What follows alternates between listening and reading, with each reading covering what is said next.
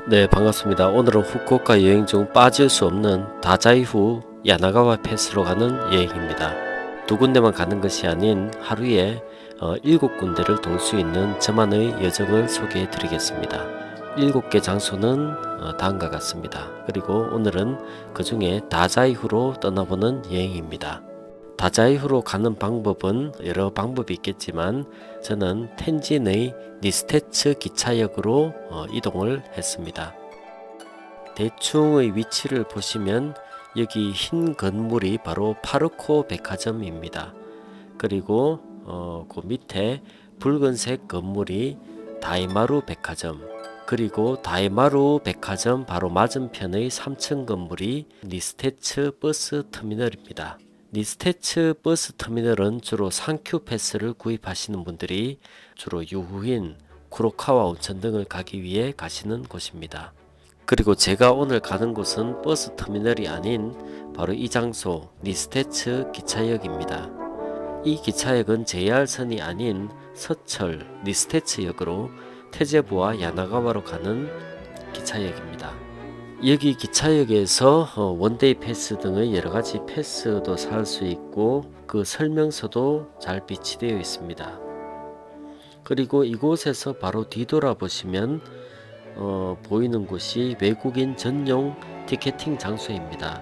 저는 이곳에서 테제부 야나가와 티켓을 2,930엔에 구입을 하였습니다. 표를 보시면 이게 티켓이고 지도도 있고 실제로는 별 필요 없는 쿠폰 같은 것들도 있습니다.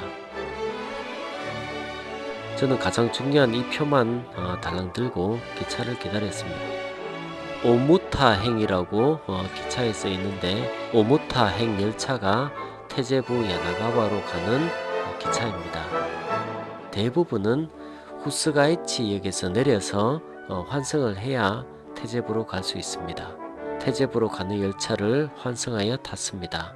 열차는 단 2정거장 고조역을 거쳐 바로 테제부로 갑니다. 여기가 테제부역입니다. 표를 역무원에게 제출을 하시면 바로 표 끝에 있는 부분을 하나씩 뜯어 주십니다. 역을 나와 바로 우측편에 관광 안내소가 있고 다시 우측으로 계속 걸어서 테제부 쪽으로 향했습니다. 아직은 아침이라 사람이 별로 없는데 10시가 넘으면 사람이 엄청 많아집니다. 여기는 일본의 유명한 건축가가 설계했다는 테제부의 스타벅스 커피입니다. 보통 여기서 커피도 드시고 인증사진도 많이 찍으시는데 저는 그날 너무 바빠서 그냥 내부 사진만 찍어보았습니다.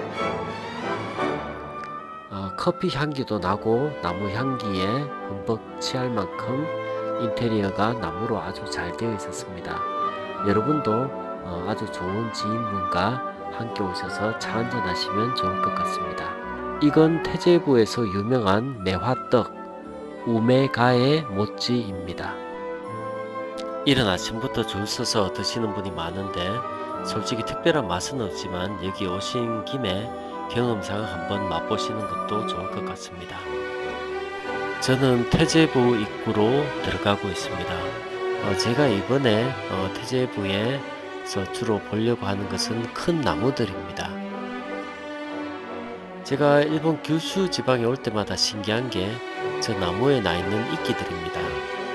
한국에는 잘 없는데 일본에만 있는 것 같아 더 신기하기도 합니다.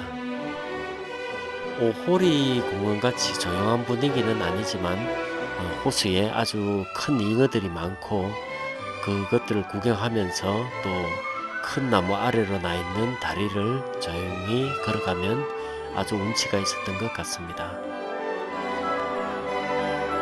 아주 거대한 농나무들이 많았습니다.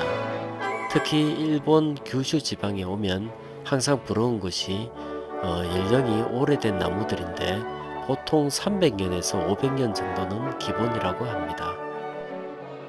네, 테제부 본 신사로 들어가고 있습니다. 주말이라서 무슨 공식 행사를 하는지 신사 내부로 진입을 못하게 막아놔서 좀 아쉬웠습니다. 이곳에서 축원을 하고 또 좋은 대학을 가게 해달라고 비는 분이 많아 관광객뿐만 아니라 일본 현지인들도 꽤 많은 수가 방문을 하시는 것 같았습니다.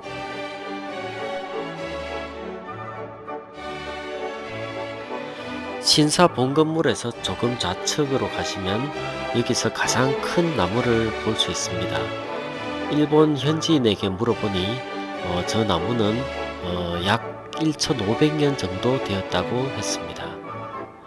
아주 자랑 삼아서 이야기를 하시는 것을 보니 아마도 여기서 저 나무가 가장 오래된 대표적인 나무인 것 같습니다.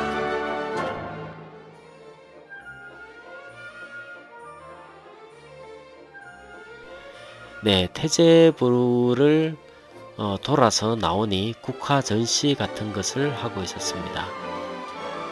저는 이런저런 이유로 태제부를 여러 번 와보았지만 개인적으로 조용히 생각을 하기에는 오호리 공원이 조금 낫지만 볼 것은 또 태제부가 더 많은 것 같고, 또 학문의 신께 축원을 할 수도 있고 또 매화떡을 드시는 등의 여러 가지 경험을 할 수 있기 때문에 꼭 한 번 정도는 방문하시는 게 좋을 것 같습니다.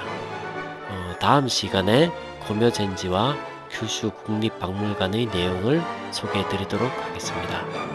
감사합니다.